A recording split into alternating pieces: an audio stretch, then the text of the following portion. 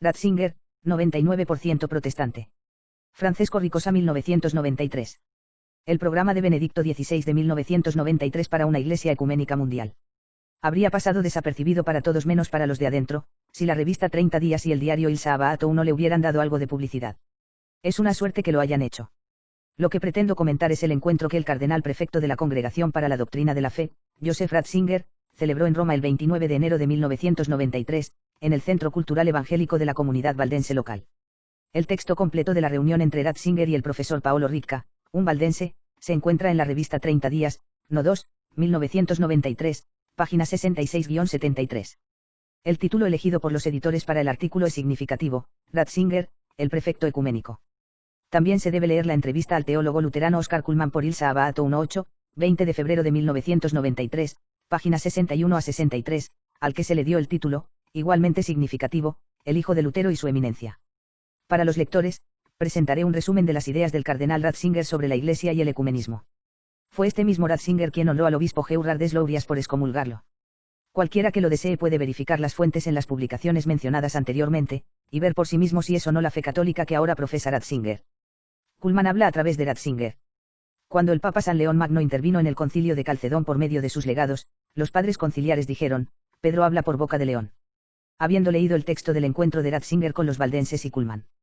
En la entrevista, se puede decir que Cullmann está hablando a través de Ratzinger. Las palabras son de Ratzinger, pero las ideas son de Cullmann.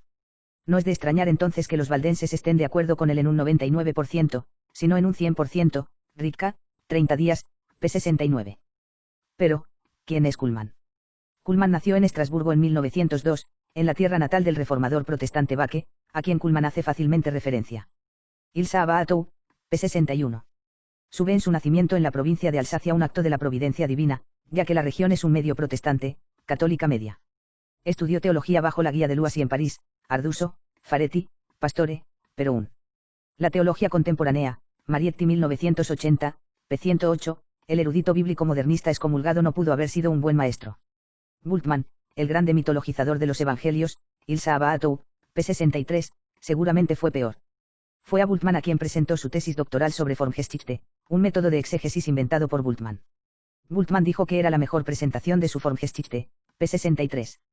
Más tarde, Cullmann se separó tajantemente de Bultmann, porque este último interpolaba las escrituras mediante la filosofía existencialista, mientras que Cullmann no aceptaba ninguna interpolación. Sin embargo, Cullmann no abandonó en absoluto la interpretación protestante de la Sagrada Escritura o el método de las formas literarias, Formgeschichte, de Bultmann, según el cual la tarea del exegeta es descubrir el núcleo esencial de la Biblia. Cullmann la ve como el Historia de la Salvación, Arduso, OPSIAT, p. 110. Enseñó como profesor de la Facultad Independiente de Teología Protestante en la Sorbona de París, 1948 a 1972, entre otros lugares, y más tarde fue miembro de la Facultad Teológica Valdense de Roma. Participó en el Concilio Vaticano II como observador, y Pablo VI lo llamó uno de mis mejores amigos, Il Sabato, p. 62. Durante el Vaticano II, Cullmann, quien fue invitado personal de la Secretaría para la Unidad de los Cristianos, ayudó a determinar la orientación bíblica, cristocéntrica e histórica de la teología conciliar. Más recientemente, Cullmann ha propuesto un modelo para una comunidad de iglesias en su obra Unidad a través de la diversidad, Brescia, 1988. Ratzinger elogió este modelo durante su encuentro con los valdenses de Roma el 29 de enero, p. 62. Él sabía Ratzinger durante el consejo, y lo considera el mejor de los llamados peritos, los expertos, con la reputación de ser una vanguardia progresiva, y Vidpag 63. A partir de ese momento mantuvieron correspondencia entre sí, al principio en lo que respecta a problemas exegéticos, más tarde, afirma Cullmann, mantuvimos correspondencia con más frecuencia y cada vez más dirigimos nuestra atención a una discusión de mi modelo propuesto de unidad por medio de la diversidad, y como mencionamos anteriormente, el cardenal ha elogiado este modelo tanto en privado como en público, p. 63. Cullmann mira hacia atrás con particular placer a una carta que recibió de Ratzinger en la que decía: siempre he aprendido de sus obras, incluso cuando no estaba de acuerdo con usted. Este Cullmann ve esto como un signo de su unidad en la diversidad, y vid. p. 63. La misión de Cullmann es figurar entre los que más han contribuido al diálogo entre católicos y protestantes, Arduso, OPSIAT, Pag 112, aunque él mismo permanece firmemente apegado a la herejía, negando explícitamente la infalibilidad de la Iglesia Católica y la primacía de jurisdicción de Pedro y sus sucesores, cf. Arduso, OPSIAT. p. 112, Il Sabato, p. 62. Así es un puente entre católicos y protestantes, para hacer que los católicos se conviertan en protestantes, y al mismo tiempo hacerles creer que todavía son católicos, unidos sí, pero, en diversidad. Discurso de Ratzinger a los valdenses. Habiendo enseñado en Roma en el Instituto Teológico Valdense, Cullmann, por supuesto, conocía a los valdenses en Roma. Quizá fue él quien sugirió a su discípulo Ratzinger que serían una buena audiencia por su discurso explicando y difundiendo sus ideas comunes. El tema de la reunión de Ratzinger con el profesor Ricca el 29 de enero fue doble, se refería principalmente al ecumenismo en general y su solución a la cuestión del papado, que es necesario para revivir el movimiento ecuménico, ahora en crisis. También se discutió cómo podemos dar testimonio común de la fe. Resumiré los pensamientos de Ratzinger y luego los discutiré individualmente con mayor detalle. 1. El ecumenismo es necesario, fundamental e indiscutible. 2. El papado es el obstáculo para el progreso ecuménico. 3. El objetivo último del movimiento ecuménico es la unidad de las iglesias dentro de la Iglesia. 4. Este objetivo final se logrará de formas que aún desconocemos. 5. El objetivo más inmediato del ecumenismo es un paso intermedio, es decir, el modelo propuesto por Cullmann de unidad en la diversidad. 6. Este paso intermedio se alcanzará mediante un continuo retorno a lo esencial. 7. Este retorno a lo esencial será ayudado por una purificación recíproca por parte de las iglesias. 1. Ecumenismo. El ecumenismo es irreversible, como le encanta repetir a Karol Wojtyła. Joseph Ratzinger va aún más lejos. Dios es el agente principal del movimiento ecuménico y el ecumenismo es más que nada una actitud fundamental, una forma de vivir la fe cristiana. No es solo un aspecto particular de la fe entre muchos otros. El deseo de unidad y el compromiso con ella pertenecen a la estructura del mismo acto de fe porque Cristo vino a unir a los hijos de Dios que estaban dispersos, 30 días, p. 68. El ecumenismo, o la reunificación de los cristianos como Pío XI lo llamó, no se percibe como un retorno de los disidentes a la única iglesia verdadera de Cristo, de la que tuvieron la desgracia de separarse en algún momento del pasado, Pío XI, Carta encíclica Mortalium a Animous, 6 de enero de 1928, o simplemente un método o emprendimiento entre otros de la actividad de la Iglesia. Es un elemento esencial de la vida cristiana y parte del acto de fe mismo. Según Ratzinger, uno no puede tener la fe sin ser ecuménico, sin embargo, según el Papa Pío XI, no se puede tener la fe y ser ecumenista, por lo tanto, favorecer esta opinión, ecumenismo, y alentar tales empresas equivale a abandonar la religión revelada por Dios, Pío XI, Mortalium a Animous. Ricca, el valdense, claramente aborda el problema, ni Ratzinger lo contradice. La crisis del movimiento ecuménico se debe esencialmente al hecho de que las iglesias no han cambiado lo suficiente para la ecuménica propósitos. Porque el ecumenismo ciertamente requiere, junto con la paciencia de la que habló el cardenal Ratzinger, algunos cambios muy profundos. Una vez que se alcanza cierto punto, o la iglesia cambiará, o el progreso del movimiento ecuménico entra en un estado de crisis. Por supuesto, esto es cierto para todas las iglesias, 30 días p. 71. Por lo tanto, él está diciendo que o la iglesia perecerá y el ecumenismo vivirá, o la iglesia vivirá y el ecumenismo perecerá porque si la iglesia cambiara sustancialmente, perecería. Ahora el ecumenismo es irreversible, por lo tanto, la iglesia tal como es ahora, y especialmente la forma en que era antes del concilio, debe perecer. 2. El papado, el mayor obstáculo para el ecumenismo. Lo dijo Pablo VI, como recuerda el hereje Ricca, como todos saben, el papado es el punto crucial de la cuestión ecuménica, porque por un lado es el fundamento de la unidad católica, mientras que por el otro, si me puedo expresar con cierta dureza, impide la unidad de todos los cristianos, es decir, impide el ecumenismo fr. Debo decir que Pablo VI tuvo el coraje de reconocerlo claramente en un discurso de 1967, en el que dijo, precisamente, y creo que fue el único papa que lo dijo, que el papado es el mayor obstáculo para el ecumenismo. Era una dirección muy noble, dice un hereje. Fr. No solo por esta admisión de su parte, sino en su totalidad. La cuestión del papado ha detenido completamente el movimiento ecuménico, 30 días p. 70. Por lo tanto, si un dogma de la fe que resulta ser el fundamento de la unidad católica es un obstáculo, de hecho el obstáculo para el ecumenismo, entonces Pablo VI, Ratzinger y todos nosotros deberíamos concluir que el movimiento ecuménico debe perecer.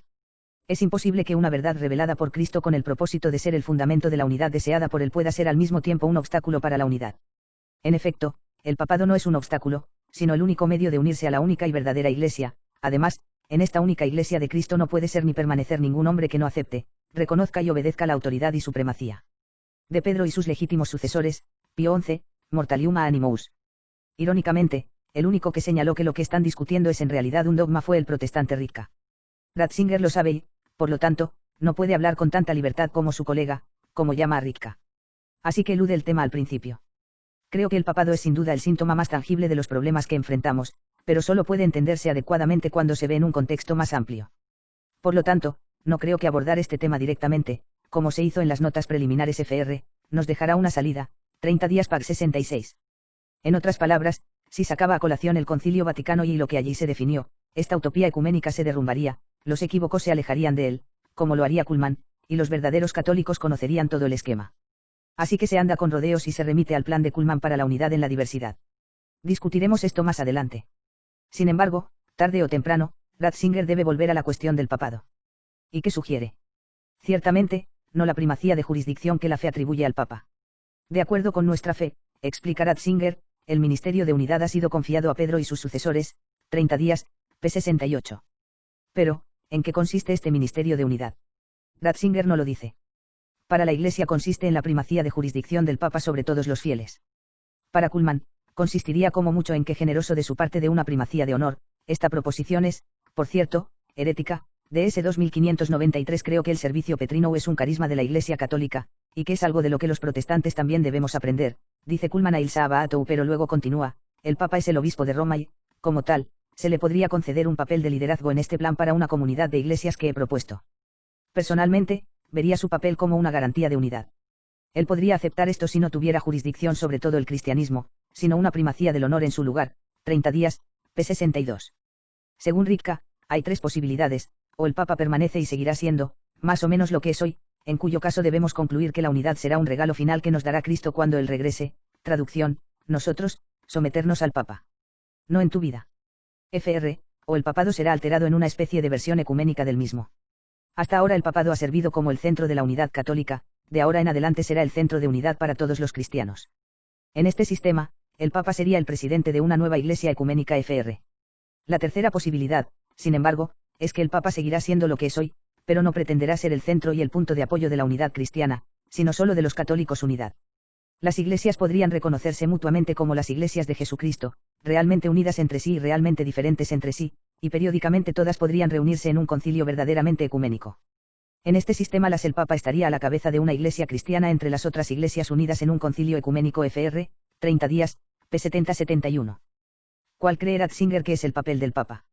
Como he mostrado, él permanece en silencio, o más bien no defiende la enseñanza de la Iglesia, que es la primera posibilidad de Ricca, lo que indica en cambio, que la tercera posibilidad es ser un trampolín, con la segunda tesis como el objetivo final por el momento. Ratzinger explica cómo las iglesias ortodoxas, heréticas y cismáticas Fr. no deberían cambiar mucho en su estructura interna, casi nada de hecho, si se unen con Roma, 30 días, p. 68, y en lo que concierne a su sustancia, eso es cierto no solo para las iglesias ortodoxas, sino también para aquellas nacido de la Reforma, 30 días p. 69.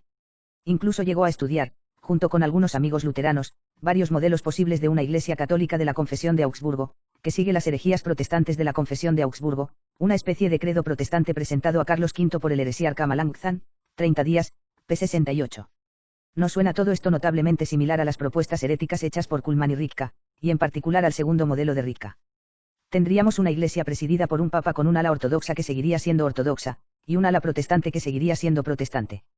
Por otro lado, según Ratzinger, los ortodoxos, y, mutatis mutandis, los protestantes, tienen una forma diferente de asegurar la unidad y estabilidad en una fe común, diferente a la nuestra en la Iglesia Católica de Occidente, 30 días, p. 68. A lo que se refiere Ratzinger, en el caso de los ortodoxos, es a su liturgia y monaquismo. Ahora, ¿quién no se da cuenta de que la liturgia y el monaquismo entre los ortodoxos, como la Biblia entre los protestantes, no son suficientes para garantizar la unidad y la fe? De hecho, a pesar de la liturgia, el monaquismo y la Biblia, son cismáticos, sin unidad, y herejes, sin fe. Desea reducir los dogmas de la fe y las acciones emprendidas para preservarlos, a saber, las condenas del error del Santo Oficio, del que el Papa es prefecto, a características propias no de la Iglesia Católica Universal, sino de su occidental, Irouman, rama, es un error muy grave.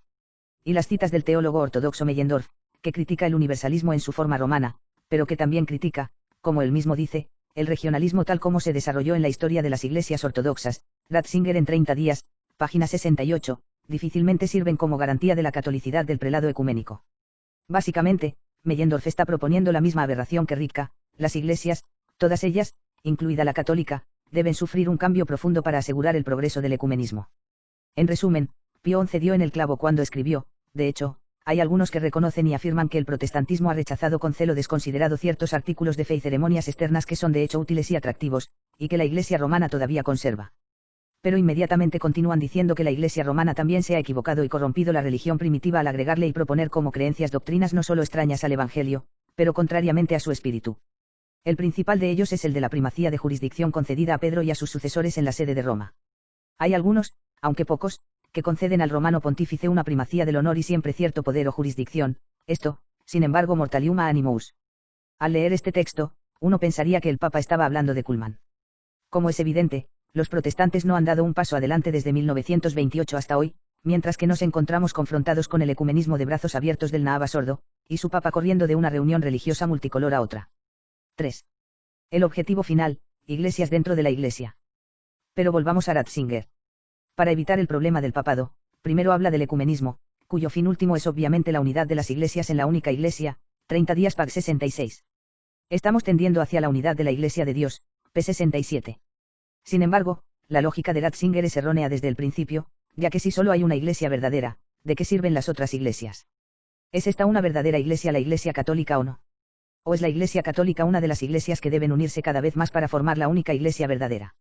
En el primer caso, una verdadera Iglesia igual a la Iglesia católica, el objetivo ya se ha logrado, la Iglesia ya es una, y el ecumenismo no tiene más finalidad que la abjuración por parte de los herejes y cismáticos de sus errores, y ahí son solo sectas, conventículos, iglesias que no se unen sino que desaparecen. En el segundo caso, la única Iglesia verdadera igual a una unión más o menos estrecha de iglesias que son más o menos diferentes entre sí. Ratzinger está cumpliendo el error condenado por Pío XI en Mortalium a Animus. La Iglesia, dicen, está dividida por naturaleza en secciones, compuestas por varias iglesias o comunidades distintas que todavía permanecen separadas, y aunque tienen en común algunos artículos de doctrina, no obstante difieren en lo que respecta al resto, que todos estos gozan de los mismos derechos. ¿Puede el prelado ecuménico explicarse a sí mismo? ¿Cree que la única Iglesia verdadera de Cristo ya existe, y que es la Iglesia católica romana, o no? 4. ¿Cómo será la Iglesia del futuro? Desafortunadamente, me temo que ya he explicado lo que quiso decir. El objetivo último, la unión de las iglesias dentro de la Iglesia, se encuentra en un futuro lejano y desconocido. Por lo tanto, el objetivo de todo esfuerzo ecuménico es alcanzar la unidad real de la Iglesia, si esto ya no existe, o es solo aparente, o irreal. Fr, lo que implica una multitud de formas que aún no podemos definir, 30 días, p 66. En otra parte afirma, por el momento no me atrevo a sugerir ninguna realización concreta, posible e imaginable de este futuro. Iglesia, 30 días, p 68. Como protestante, Ritka estaba, por supuesto, muy complacido de escuchar las ideas de Ratzinger, ya que encajaban muy bien con su propio pensamiento. Después de recordar los 8 siglos de lucha entre católicos y valdenses, agregó, bueno entonces, ¿por qué estamos todos aquí juntos? Estamos aquí juntos porque, si es cierto que sabemos bien quiénes somos, y sabemos lo suficientemente bien quiénes hemos sido, no lo sabemos, sin embargo. ¿Quiénes seremos? Es esta misma reserva por parte de Ratzinger al no proponer modelos, es decir, la misma actitud de no saber qué nos une. Los valdenses y los seguidores del Vaticano II están unidos, no sabiendo cómo será el futuro de la Iglesia. Porque, como explicó Ritka, o las iglesias cambiarán o el movimiento ecuménico se extinguirá. Que un protestante admita la idea de una Iglesia del futuro aún desconocida, bien. Pero católico. ¿Cómo puede reconciliar eso con la indefectibilidad de la Iglesia? ¿Qué otro modelo de Iglesia puede presentar a los protestantes que el deseado por Cristo y fundado en Pedro? ¿Cómo puede un cardenal no saber lo que la Iglesia debe ser como cuando fue fundada por Cristo hace 2000 años?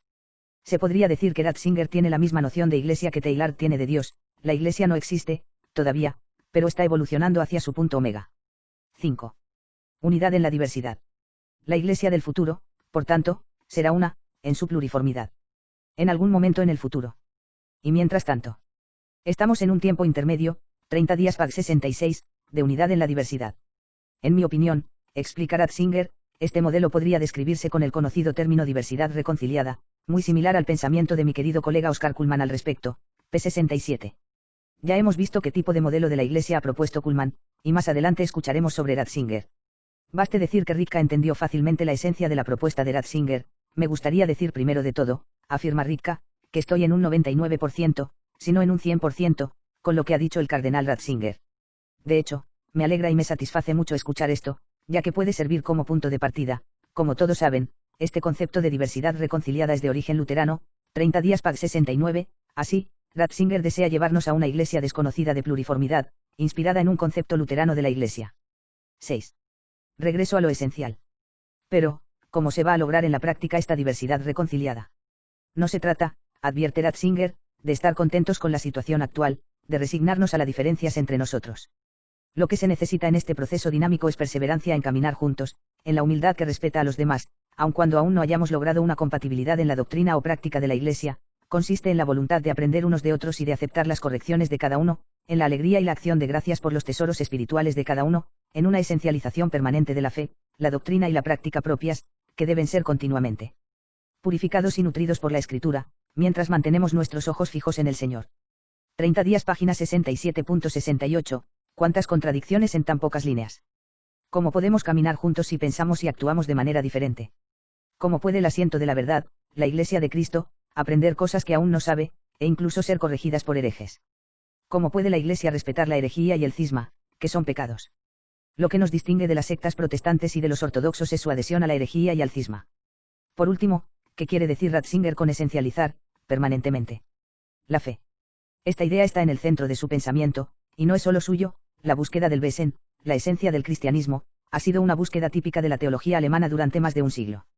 Esta búsqueda se ejemplifica en los trabajos de L. Feuerbach, 1841, A. Arnach, 1900, Kadam, 1924, R. Guardini, 1939, M. Smaus, 1947, y en la reciente propuesta de Karl Rahner de una formulación sintética del mensaje cristiano.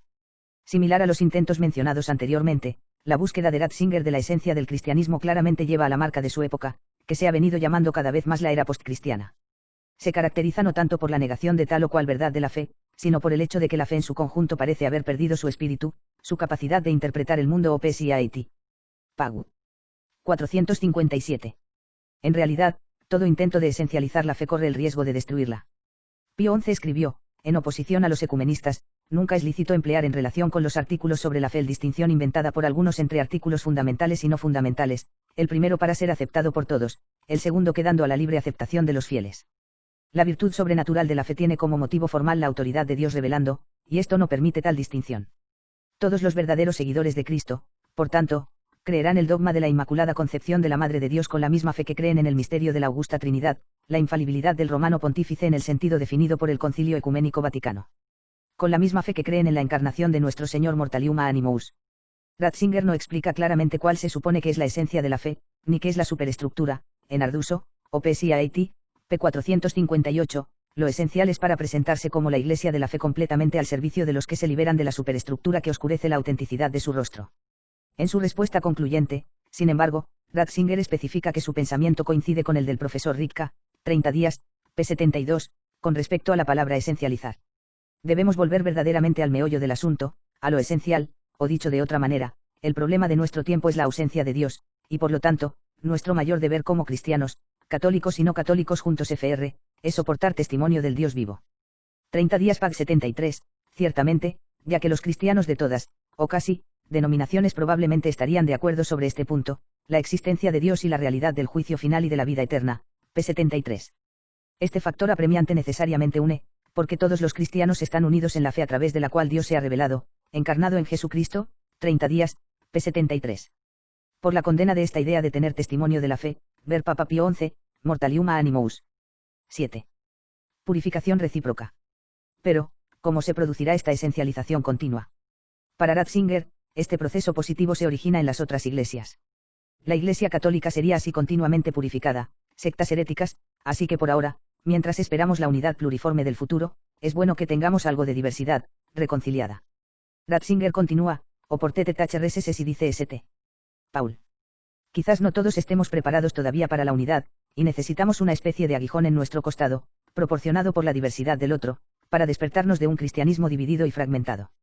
Quizás es nuestro deber ser una espina en el costado del otro. Hay un deber de dejarse purificar y enriquecer por el otro.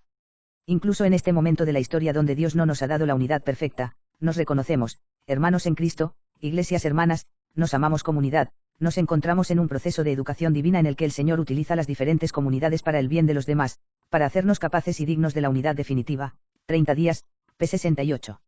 Así, según Ratzinger, Dios supuestamente quiere que existan herejías. De hecho, solo permite su existencia, como permite la del mal. Por tanto, para Ratzinger, Dios quiere en este momento las divisiones dentro del cristianismo, sus diferentes comunidades, porque una perfecciona a la otra. Revivida, purificada, enriquecida y ya no dividida, gracias a las sectas heréticas de las que se sirve el Señor. Y a la inversa, la Iglesia católica interactuaría de la misma manera con las demás iglesias, y tienen el mismo efecto sobre ellos. Todos están en la marcha dialéctica hacia la unidad futura indefinida de una iglesia aún desconocida que resultará de este proceso. La iglesia primitiva, según Ratzinger, es un modelo para esta futura iglesia, pero nada más. Estaba unida en los tres elementos fundamentales, la Sagrada Escritura, la regla de fe y la estructura sacramental de la Iglesia, 30 días, p. 66, y, en lo que respecta al resto, era de lo más diverso. No estaba unido también en la sumisión al magisterio y al papado. No tenía la misma fe, algo que no es el caso de los protestantes y los ortodoxos. Ratzinger nos está pidiendo que nos adhiéramos a una iglesia desconocida del futuro modelada a partir de una imagen falsificada de la iglesia antigua, de modo que, en la actualidad, abandonemos la iglesia eterna e inmutable de Cristo. Conclusión, Pío XI juzga a Ratzinger. Si Ratzinger no sabe hacia qué futuro se dirigen estas iglesias espinosas al lado mientras se esencializan unas a otras, Pío XI se lo dirá. El Papa habló en la encíclica Mortalium Animus, que Ratzinger se atrevió a declarar de conformidad con el Vaticano II. El movimiento ecuménico o pancristiano conduce al naturalismo y al ateísmo, y prepara una religión cristiana autodenominada que difiere como la noche y el día de la única Iglesia de Cristo. Es el camino hacia el abandono de la religión, el indiferentismo y el modernismo. Es estupidez y necedad, Mortalium Animus.